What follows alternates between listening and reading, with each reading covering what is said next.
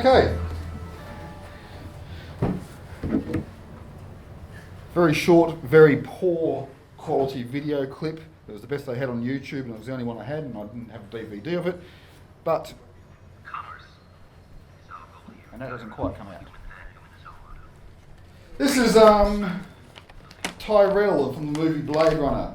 He's telling us that commerce is the goal, more human than human is the motto, and that is also the title of this presentation. More human than human, the computation of moral reasoning. Well, that's not what I wanted. That's this one. There we go.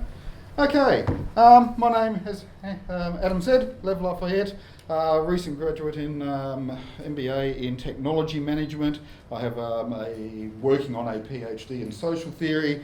My background, I've got an honours degree in politics, philosophy and sociology, and IT is sort of my bread and butter work. Work at the Victorian Partnership for Advanced Computing as a sysadmin there. A little symbol up there, group there, is a way of putting it is a political group that is very interested in the future. That is the symbol of the Alliance of the Libertarian Left, where anarchists who aren't afraid of getting involved in the dirty work of politics. I'm very pleased to say that most of this conference has actually stuck to its theme and actually has been about humanity or humanities. It's quite common to go to a technically orientated conference and the philosophical questions and the social questions get sidelined. Obviously, with my background, that is not something which I'm overly happy with all the time. But this has got a more of a humanities orientated theme, and I'm very pleased to say we've stuck to it, which is good. So I'll start off, however, with a little bit of formal logic. Most of this, I'm sure, those of you with a background in some logic or a little bit of background in mathematics would understand. These basic propositions, propositional logic, making truth assignments, starting from what they call a zeroth order logic, adding in quantifiers to turn your propositional calculus into predicate calculus. Very obvious quantifiers are there exists and for all. This is the same sort of thing that you use in set theory. This is not, of course, where it all stops. You can elaborate it, and you will find in standard computational fields the importance of Boolean algebra and truth tables. Proposition P, proposition Q. I'm using the operators from the C programming language to represent OR, to represent AND, to represent exclusive OR. If you have for an OR statement, all you need is one of the two propositions to be true, and the statement is true. If it is AND, they both need to be true. If it's exclusive OR, it can be one or the other, but not both. It's really quite simple. Say, I have a left arm, I have a right arm. Well, either of those statements can be true. We can say that for an AND statement, both of the conditions have to be true. Nothing terribly unusual about this, and anyone with a little bit of background in the philosophy of logic or discrete mathematics is well and truly aware of this. So, but orthodox discrete mathematics, in fact orthodox mathematics as a whole, says that there are things which they consider to be non-propositions because you can't actually derive a universal definition. This first one here, 2 plus zebra divided by glockenspiel equals homeopathy works, is commonly used as an example of a statement which is not even wrong. You can have a statement, for example, that 2 plus 2 equals 4, which is right. You can have a statement that 2 plus 2 equals 5, which is wrong. And you can have a statement such as this, which is not even wrong. and it's commonly used in a derisive manner to describe statements which the statement itself does not contain any sense.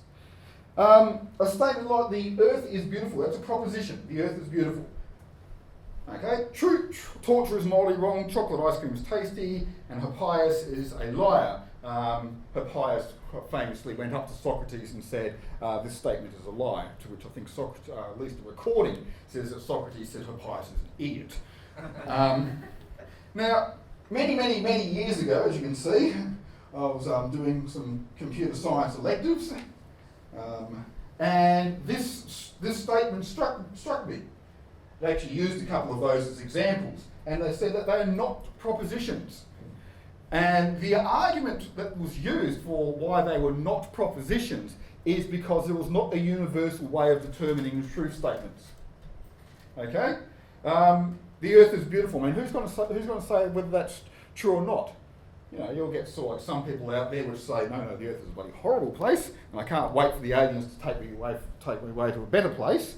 Torture is morally wrong. Well, you know, it depends whether you're asked to torture or not, and so forth. This was the argument being used. So if we stick to the very close, the very narrow field of truth functional rationality alone, that the only statements which are general propositions are those which can be truth functional, then we can sort of look at what's actually occurred. Well, there's been some very, very good developments, very impressive developments as a result. Does anyone know what that is? Turing machine? Yeah. A computer? No, close. Breaker? Close, you're very close. That is the first ever hard disk drive. 1956. It had a 5 megabytes on it. And IBM developed it, and it was rented out for about $3,500 per month. So we have had amazing developments, in such systems, and even Kreider's law is an elaboration of Moore's law. We are quite familiar with Moore's law, phrased in 1965. It's that the number of transistors on a single chip would be doubling, had doubled every 18 months. And of course, the interesting thing is that has continued since that claim. Moore himself doesn't actually believe that it can continue forever. Sort of. He says he has actually said that no exponential is forever, but then rather cheekily he said, but perhaps we can delay forever. Kreider's law is the elaboration which refers to advances in hard disk storage. That has developed. That's 2,000 bits per square inch of platter there, and now we're up to 100 billion bits. This is also reflected in prices as well, of course. And even if you're just going to look at the more regular, more recent prices, back in the days when I was just finishing primary school, when I got to see my first computer at the time, hard disks, not that I saw one, hard disks at the time were the metric was $193 per megabyte. That dropped to $36 per megabyte in '89, 2.45 cents in '99, and 0.16 cents in 2003. Similar sort of price metrics in primary storage or RAM. $6,700 per megabyte in 1979. Right, down to 41 in 91, 7.8 cents per megabyte in 2007. So that is really quite extraordinary. We have also seen the advances in computer-mediated communications, improvements in switching technologies, and so forth. So, Most of the developments and most of the great advances in computing technology have been mostly incremental. Quite recently, for example, some of you may have seen on the, received a bit of media coverage through the ABC and what have you, that we had successfully, through a combination of simulation and backing it up with empirical verification, how the body fights rogue cells and diseases.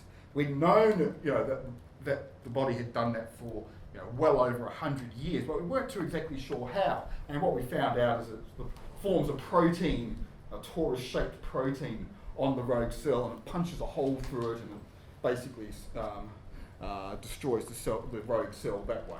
And this will have important advances, they were saying, in the future for dealing with things like leukemia and cancer. Not quite there yet. So there's only really a handful of really single big contributions that come directly from computing technologies. Now, the Enigma and Lorenz decryption, I think they were extraordinarily important. If you look at some of the works by the people who have, were there at the time and have studied what was going on, there is a body of opinion that says that the Second World War would have at least continued for another 4 years, and its outcome would have been a lot less certain if it wasn't for the breaking of those, the Enigma encryption. A little bit little known, somewhat forgotten, was a little program developed by Alan Newell, Cliff Shaw, and Herbert Simon in the mid-50s called Logic Theorist, which has been extremely important for developing and proving mathematical theorem. It managed to do most of the material in the Principia Mathematica extremely quickly. Herbert Simon, actually, if you ever get a chance to look him up, is a very, very important person, an unbelievably clever polymath who made enormous contributions to computer science, artificial intelligence, psychology, cognitive theory, and economics. He was a really, really smart person. Email 1961, this surprised people a little bit, but we obviously know the effects. In many ways, I suppose it's quite extraordinary to think of how we would live without it these days. But the development is typically described as 1961 due to what was the compatible time-sharing system back then. It was a system which allowed remote login for users and had a shared file system, and people would use that as email. They would write up a file, put it on the shared system, and give it a file name which was an identifier saying, dear Jane, they would call the file Jane's Mail or something like that, and Jane would pick it up and read it and reply back to it. So it was a very primitive form of email. AFRANET, the beginnings of the precursor and the beginnings of the internet, 1969, a fateful day, I think it's October when they first tried to do that, or October 29, there we go. Tried to establish a connection between the University of California and Duke? Could have been Duke. Anyway, they tried to log in remotely, they got to LOG and the system crashed. So an inauspicious beginning, but from there we got the global network that we know today.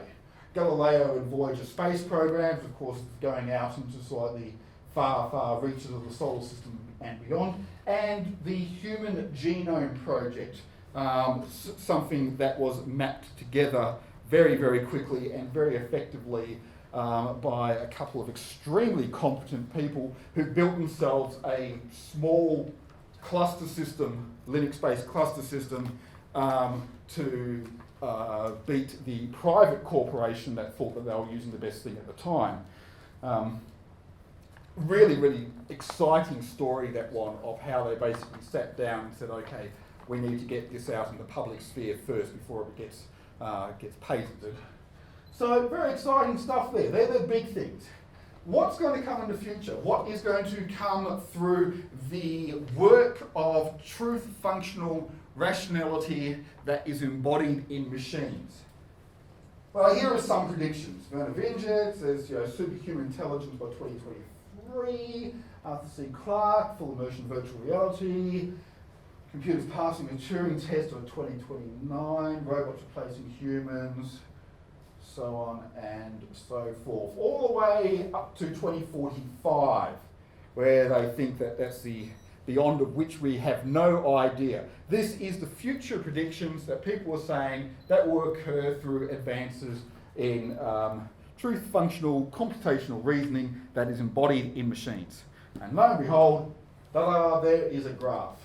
We are about here-ish, I think. This dot, this point here representing the functional simulation of the human brain, and this representing a neural simulation at 2025. These are the most powerful supercomputers in the world. The most people would have realised that people would know that just a week ago the K system was released in Japan, which had 8 petaflops of processing power, which is very exciting because I think the human brain is sort of too much further ahead of that actually. So this does sound all very exciting.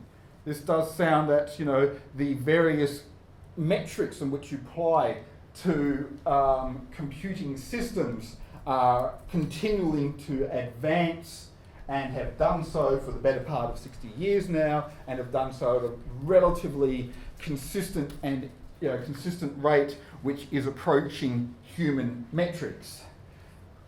And one of the things I like about this is it's got a lot of data points.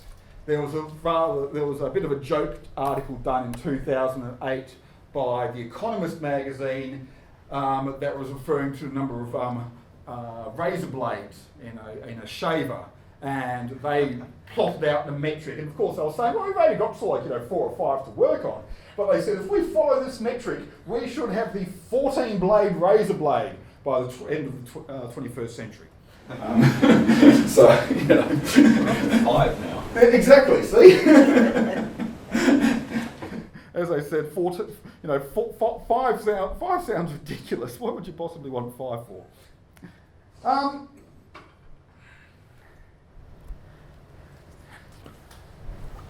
That there is an android duck. It was actually something that was built during the French Enlightenment. It waddled, it quacked, you could feed it, and as you can see, it put out stuff on the other end as well. It was very exciting. And automatons like this were very popular. So there is a body of opinion, and it's a very strong body of opinion which I keep on encountering by people involved in the transhumanist and artificial intelligence advocacy that seem to think that once we get to the physical capacity or the equivalent of the human mind, that perhaps the software will maybe develop itself, or we can develop rules-based systems that are truth functional that will which will provide the equivalent to human intelligence. Fodor and Dennett are the two particular advocates of this position. Inputs from the external world create mental representations. I look at the computer, so it sends light signals into my head, it gets ingrained in my brain, and I can say, hurrah, I know what that means. Now, these are fairly serious people in many ways. Jerry Fodor, professor of philosophy at Rutgers University, developed which is called the language of thought process, and David Dennett, of course, did something quite similar in Consciousness Explained. Interestingly, some of this has been tested, okay? Way back in the early 70s, a couple of people tested a hypothesis that symbols are understood in the mind in virtue of their mathematical descriptions. And the way that they actually tested this, they used two-dimensional objects and said, okay, can you now understand two-dimensional objects of representation of three-dimensional object?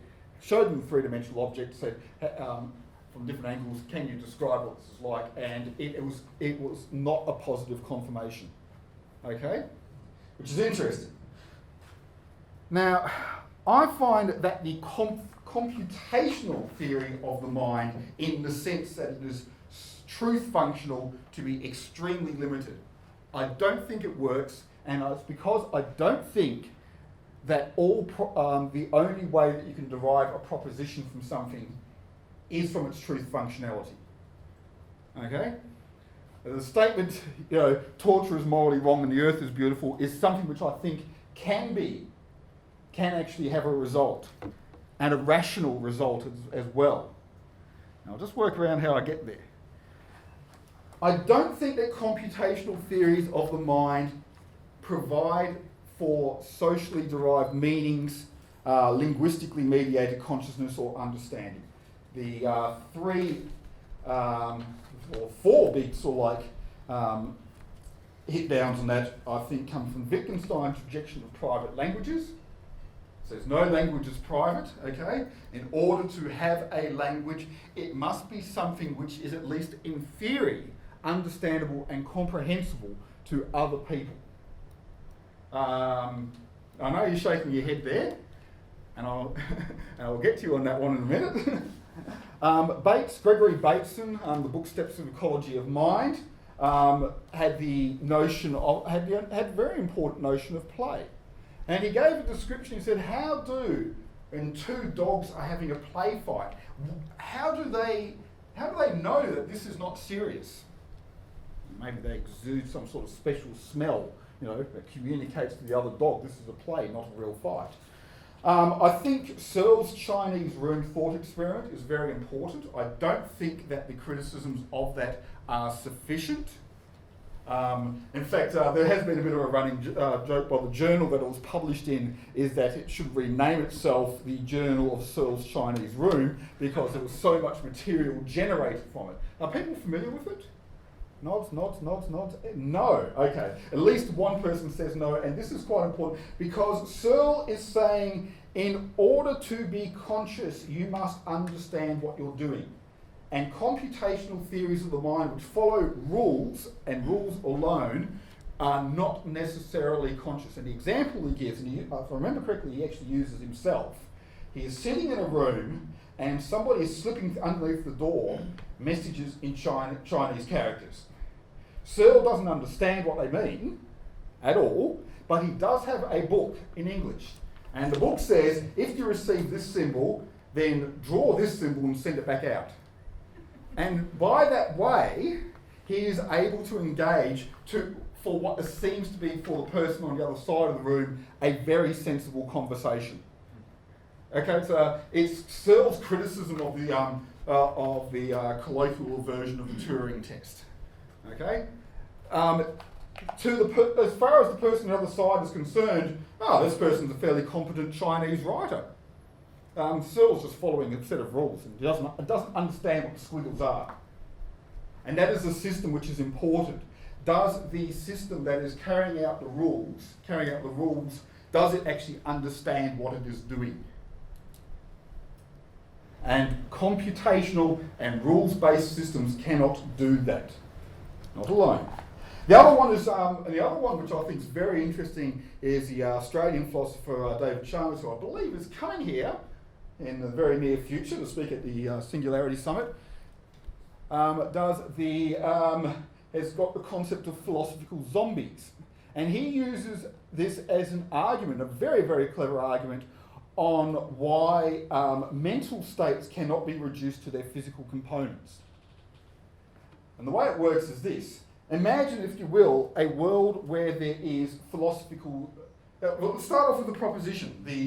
The proposition that all things in the world can be represented by their physical states, and their physical states alone. Okay, that's what he calls the physicalist point of view. It's a sort of vulgar materialism, I suppose.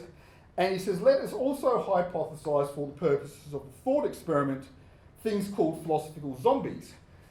Philosophical zombies are beings which look like us, that act like us, that if you poke them, they say ouch. If you talk to them, they talk back. That seems fairly sound. Now, the fact that we can imagine the world with philosophical zombies, and we hopefully know that the world doesn't have philosophical zombies, because we know that these zombies aren't actually real, touch wood, means, and the world is still physically the same. Okay? Nothing in the world has changed. Means that there must be an extra order involved. Does that make sense? No. Okay. The world has not changed. Whether we engage in a thought experiment where there are philosophical zombies, the physical world has not changed whether they exist or whether they don't exist, which can only mean that consciousness itself does not have a physical basis. Right. How could you actually catch a philosophical zombie? How could you get around Searles' Chinese room problem? How can you get past Wittgenstein's notion of the private language? And the only way you can do that is by showing a basis of intentionality that is founded in the mutual development of new shared symbolic values. And the motivational basis of this is first elaborated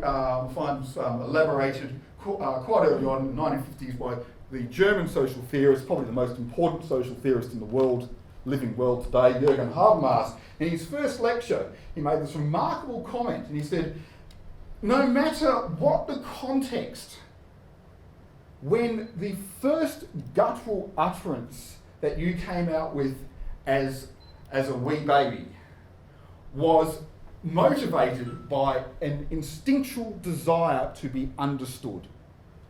You were desperately hoping that somebody out there would understand what you're saying. And that is a formation of the social basis of consciousness and the social basis actually of human reasoning. There is unfortunately some examples of this being proved, if you will, via negativa. The story of Jeannie is a particularly distraughtful example. People are aware of that one? Getting a few blank looks there. Okay, Jeannie was a modern example of a feral child. At a very young age, she had been taken to a doctor who said, doctor said she's got a couple of minor developmental problems, and her somewhat abusive father decided to lock her in a room for the next 10 years, or more than that actually. She was not very young at all. She had no human contact whatsoever, except for occasionally her father would come in and bring her food, who would beat her if she actually tried to utter anything. She just basically lived in this closet, effectively, and at the age of 13, she was found by the authorities. She had no language, none whatsoever. She had no socially normative behaviour. She was a creature of instinct.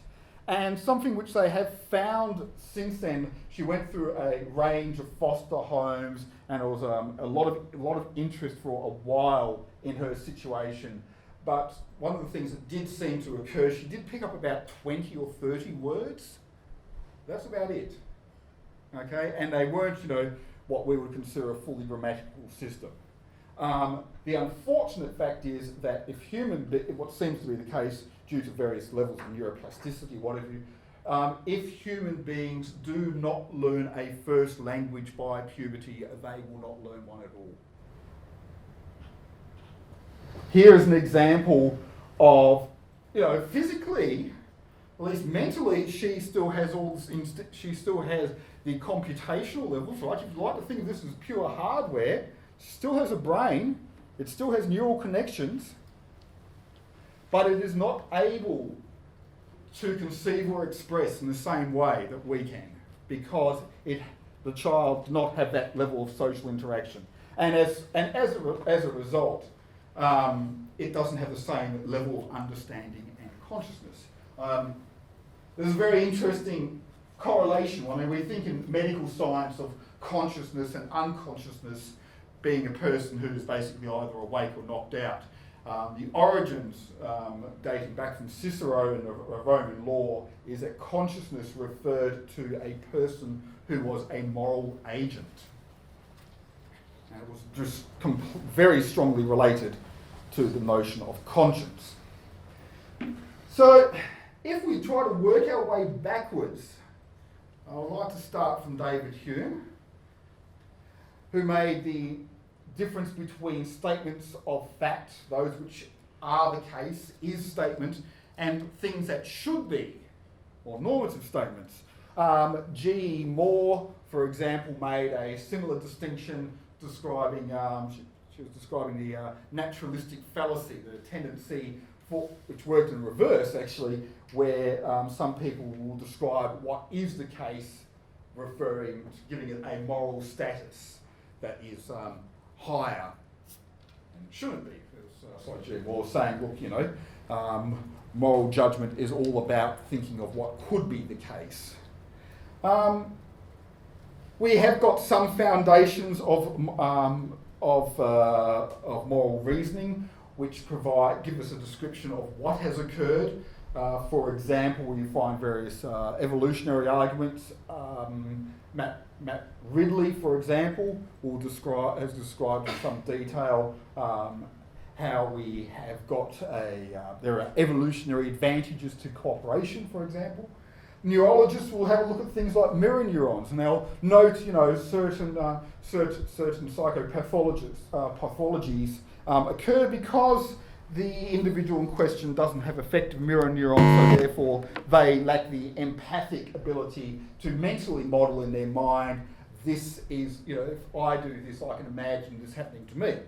So they give us an idea of what is occurring, but it doesn't describe why moral choices have to be made. Now, I think that normative positions provide motivation for future and critical reflection on the past.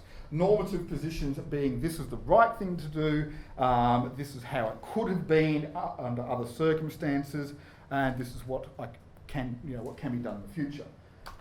This gets quite complex here. Before, you may remember I said that I don't think that computational reasoning under a truth-based system alone can provides a sufficient range. I think there are other judgments, and these can be derived from a fairly complex rationalisation of orientations and subsequently verifications and the world that you're looking at, whether that is the physical world, the social world, or your personal world. Okay? This is from Jürgen Habermas's theory of communication, and you'll find it also makes an appearance. Well, not this particular table, but the pragmatic argument makes an appearance in Clause Otto Appel. And basically, what you do is you say, okay, what sort of proposition am I making? What am I trying to find out? Well, following that great Socratic triad of trying to find out whether a statement is true, good, or beautiful, and you're trying to say, well, where is this statement occurring? Now, those ones with X's are what are described as irrationalisable. Now, they're your 2 plus zebra divided by glockenspiel equals homeopathy works. They're statements which cannot be rationalised. Regulative statements to the physical world. Well, there's an example of a statement meaning, for example, it is raining and that is good. There's no moral judgment about whether it's raining or not. You cannot you can't make a statement of moral rightness or wrongness based on the presence of rain, or whether the sky is blue. You know, that would be a statement which falls in the not even wrong category. It is not possible to derive moral statements from physical facts. But you can, for example, saying it is raining a certain number of millimetres per rain. You can quantify that. You can make a factual statement about the physical world. You can even make an expressive statement about it. The earth is beautiful. Okay? That is a proposition which you could, that people can actually say yes or no to. But the pragmatics of the verification will vary. It is individuals who make I statements. You know, you can precede that with I. I think that the earth is beautiful. I am enjoying the rain. It's a little bit hard to put that into a we statement, isn't it? Unless you've already got their the person's approval. We like the rain. What do you mean? Who's we, white man? So, you know, it is a fairly complex table, but it does provide a way of doing non-truth functional propositions. It is a way of doing propositions which are not limited to just saying this statement is true or false, but pragmatically, it does allow you to actually build onto statements which say these things are good, or these things are pleasurable, or whatever. There will be levels of modal confusion, of course. People, for example, will often confuse the truth of a statement with its goodness. They will often even confuse notions of harm and pain with this as well.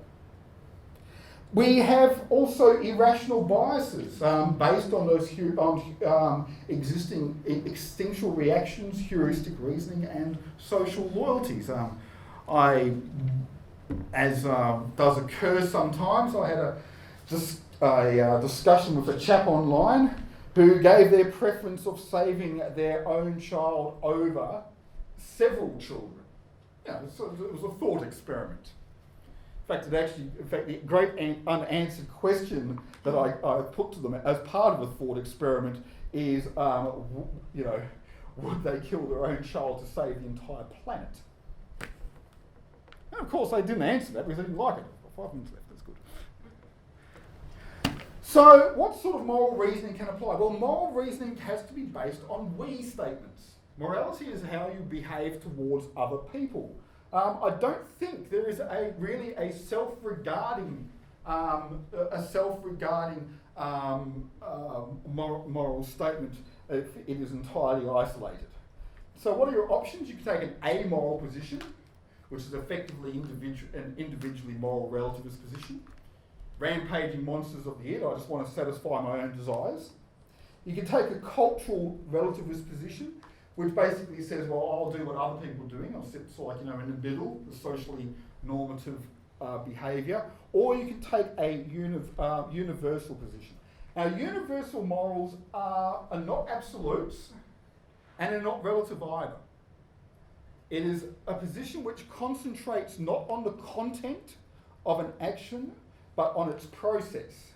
And it is founded on the consensus it's founded on informed consents between the subjects, the participants involved.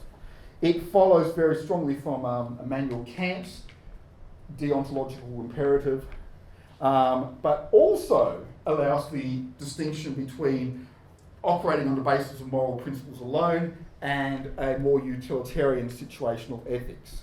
The example that I give, that I'm talking about there, is Adam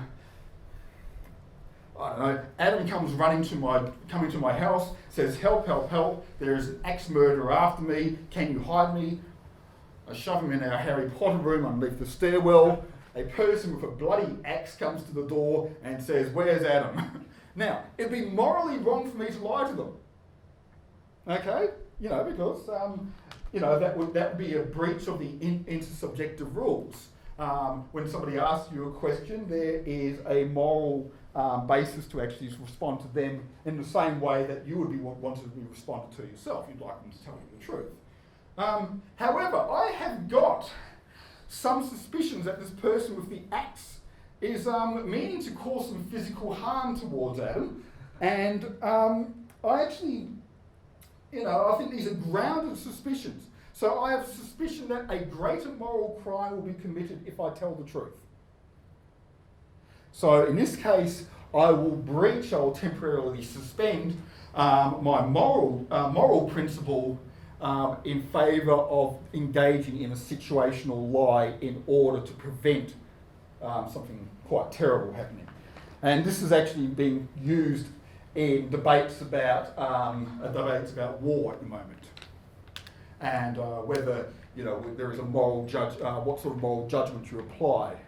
Do you engage in humanitarian intervention to prevent large numbers of civilian deaths? Now, when grounded in formal pragmatics, you look for truth statements towards the objective world, you look for intersubjective agreement for moral judgments, and subjective sincerity for expressive statements. You can reapply those very early principles I showed you of propositional predicate calculus. And some of you may have noticed that I used not the standard statements of true or false in that calculus, but rather yes and no. You could apply this in the moral world. You can say, well, statements where it's self-regarding, the behaviour or action or whatever becomes moral if you can simulate that by an or statement, and if it requires the consensus of all the participants, which is greater than one, require an and statement. So I have an example here, my P and Q propositions have now become Patricia and Quinton, and they decide whether they approve or disapprove of a particular activity. Note that I'm using discrete mathematics here, and I should have mentioned this before, I'm using discrete mathematics only for illustrative purposes and simplification. You can use, and probably should use, a range of Bayesian logics. You should look at this as a continuum, and it is far more complex than this very simple sketch presented in 40 minutes can possibly describe. I'm not saying, by the way, if you're ever thinking about the foundation of moral reasoning and the computation for genuine artificial intelligences of conscience, etc., I'm not going to do that in 40 minutes, I'm sorry. This is just a preliminary sketch to introduce the ideas. So, what if we had machines that were operating according to this? If we had that programmed capacity for an artificial intelligence that had the capacity to reflect, to understand the existence of otherness, and said, well, I've got my pragmatic boundaries, and you've got your pragmatic boundaries, and you're entitled to your self-regarding acts, and I'm entitled to mine. And the only time when where I will act with you is when I have your agreement. Imagine a robot that does that, huh?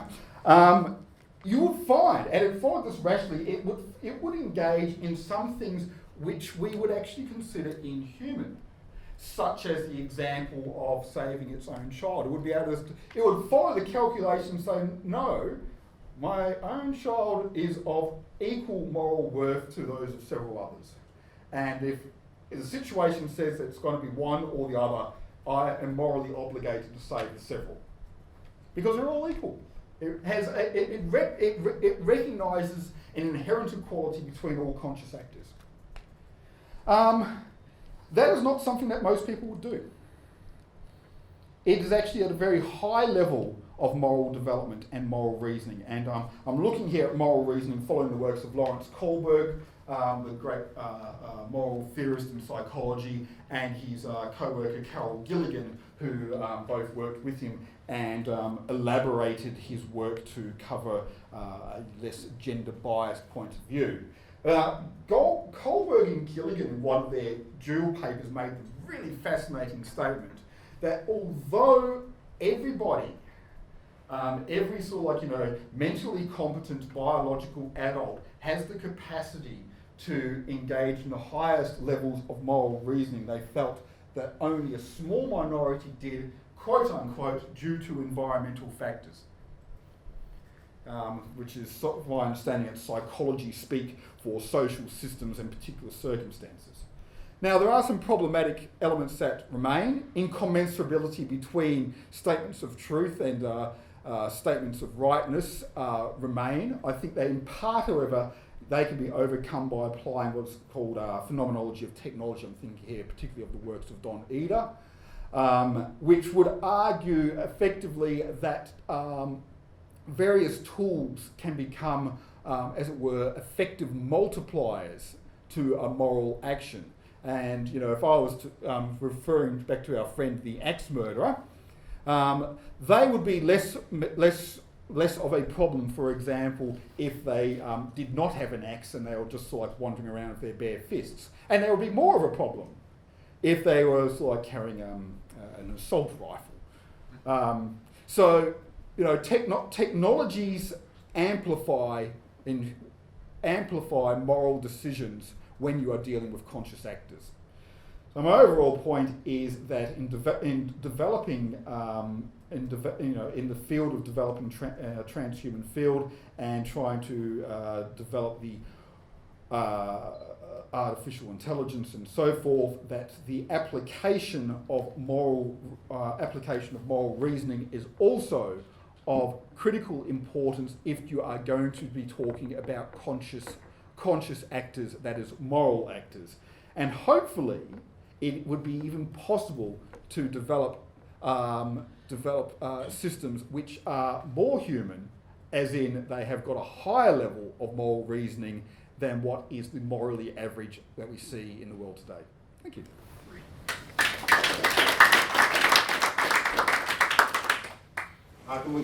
Now I've got some questions. Hugo, what's yours? Would you care to learn why I'm so sceptical of the idea, the rejection of the idea of a private language? A little story. Yeah, go on.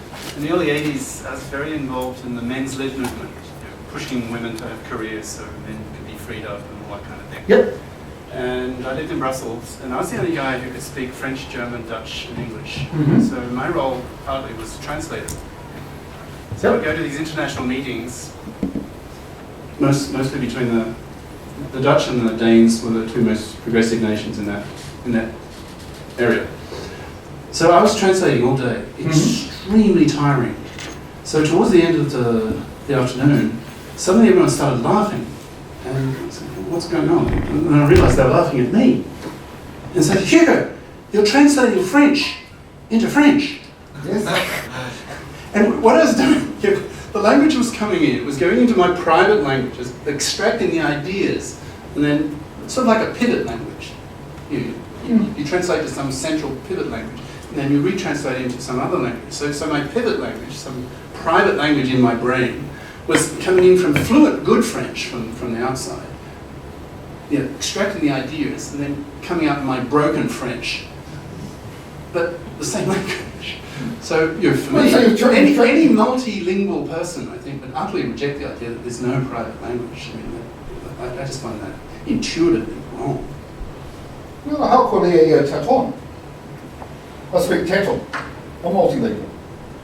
So no, look, I mean, I don't see that you've I don't think you've actually provided a criticism of private language there. You've said that you've translated from French into French. That's fine. They're not private languages. The intuitive feeling, it's the ideas which I take from the language, translate into some, hard to specify, but some intuitive. But you can't specify because you have to do it linguistically. To externalise it, I can feel it. The only examples that we have of people who have been brought up with language without language, don't show that sense of consciousness. But then, how else would they do it other than using language? And you can't get into their mind. You don't know what they're thinking. No, you can actually tell from their judgment or from their behaviour and judgment.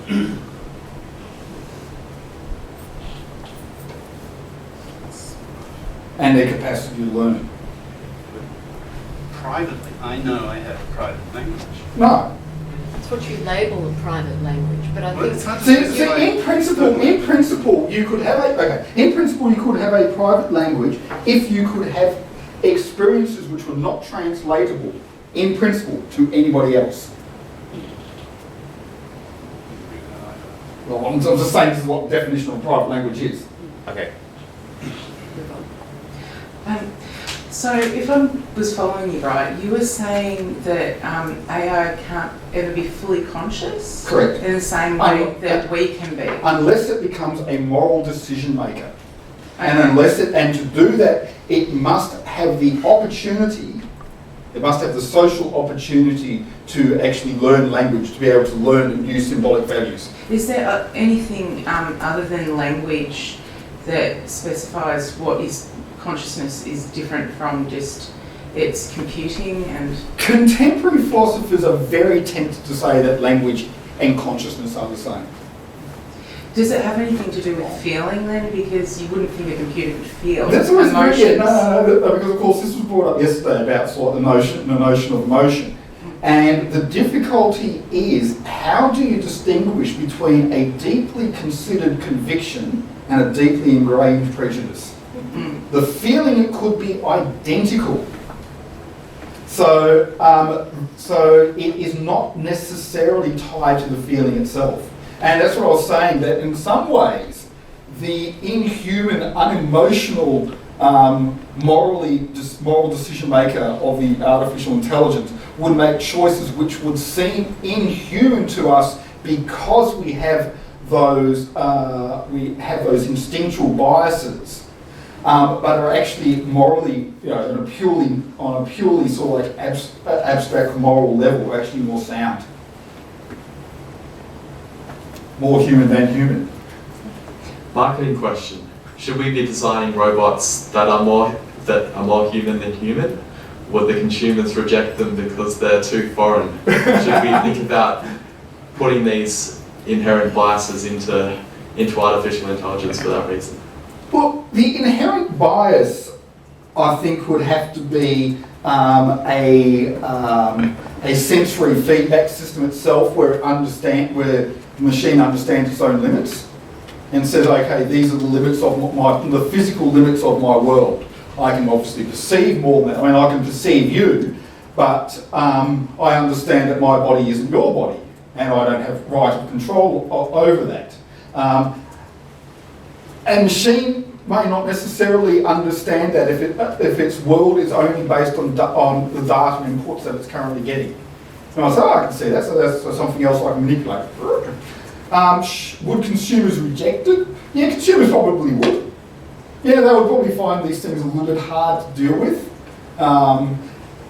Do we need to actually put, how much content do we need to put in? I would actually argue very little. I would actually think it would be better, rather than sort of like, developing what's called the friendly AIs, an inbuilt set of biases, but it would actually be better to let it learn its own principles learn its own principles from those pragmatic boundaries. No, thank you for that. It was very interesting. I just want to elaborate, or get you to elaborate a little bit more on the Kohlberg and Gilligan differences, because I think it goes to how would you build an AI with a moral framework when there are multiple moral frameworks. Yep. Kohlberg and Gilligan, of course, well, Gilligan's criticism of Kohlberg was that Kohlberg did all his clinical research with men and boys, and Gilligan repeated that with women and girls, and came up with a different moral framework. Yes. So it's an illustration of the fact that what is the highest good may depend on what gender you are, but then again, it may depend on a whole lot of other variables as well. So, do you want to just elaborate a little bit? Yeah. My question, I guess, is, do you think it is at all possible to build an AI with a moral framework when there are multiple moral frameworks? I think, well, one of the things that I did in that talk was combine through moral principles and situational ethics two moral frameworks which have been long considered to be in absolute contradiction with each other, and that was Kant, the deontological method with utilitarianism. I mean, this is not discussed really. I haven't seen it anywhere else, so there you go. People may have sort of picked up something completely unique and different here today. I think that most moral frameworks can be translated. And I think the discussion between Kohlberg and Gilligan was an example of that. Kohlberg's moral framework, to do a simplified version, he followed from Piaget's developmental psychology and started off at the basic level. The lowest level of moral reasoning is that you engage in actions which which basically avoid harm to yourself. The second level, you do it for social approval, and the third level, you're acting on principle. And this was very strongly tied to his notion of rights. Gilberg's criticism was that when the same questions were applied to female subjects, they consistently receive a lower level. And you might think, well, why is this happening? Are women morally inferior to men in moral judgment? Well, this doesn't seem quite right. And what it came down to is that the female subjects were answering what Gilligan called an ethics of care. And when, rather than sort of having this abstract notion of rights, they were answering the questions very much following the reasoning of, I can imagine me being in that situation. And, that situation, their considerations were, I guess, more empathic. So I don't think Kohlberg and Gilligan were necessarily in contradiction with each other. In fact, Carol Gilligan, as I said, worked with Kohlberg and was very much followed the Piagetian model of mental development as well. It's just that I think that Kohlberg was insufficiently sensitive to gender biases and required somebody like Gilligan to turn around and say, hey, look, you're phrasing the questions in such a way that gender differences are being created when there really shouldn't be any. And it also did that culturally as well, actually. There were cultural biases in these questions as well. But the general principle, I think, was not wrong. I think the general principle of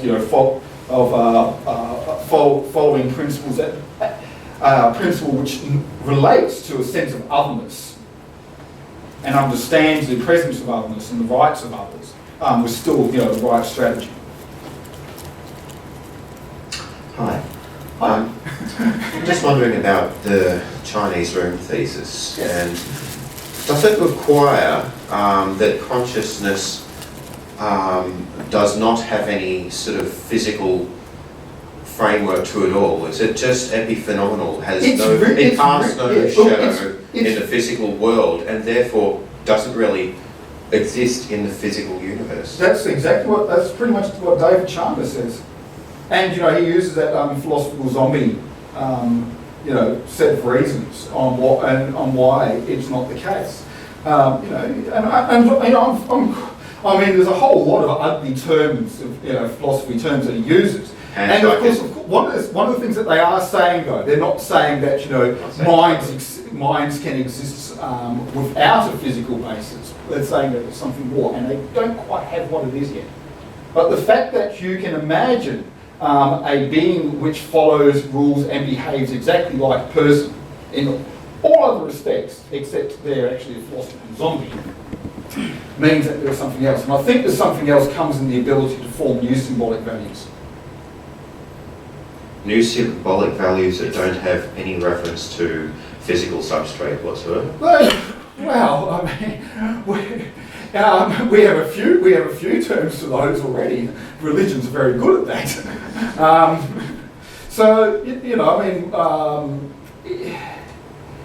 Look, I'm not saying it's a particularly easy thing to sort of get our heads around, but